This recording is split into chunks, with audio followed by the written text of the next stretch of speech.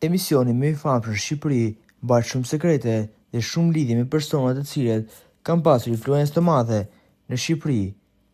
Po flasim për yllin e Big Brother VIP5, Roger Sterkaj, personi i cili po i vën në lojë të gjithë, po i ofendon, po i sulmon dhe nuk po i le të qetë ta shijojnë këtë lojë.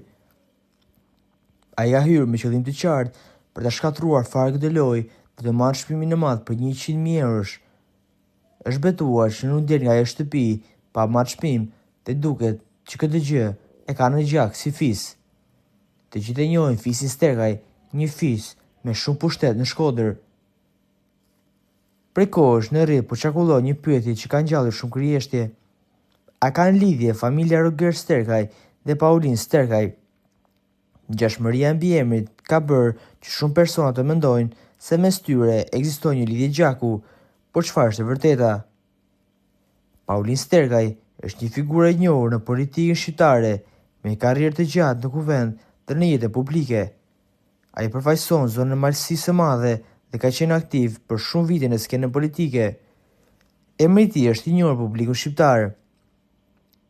Nga ana tjetër, sa i përket Roger Sterkaj, në burime publike nuk ka asnjë konfirmim zyrtar që provon një lidhje familjare mes tij dhe Pauline Sterkaj. Deri në këtë moment nuk ekziston asnjë deklaratë publike nga vetë ata që të konfirmojnë apo ta mohojnë një raport familjar.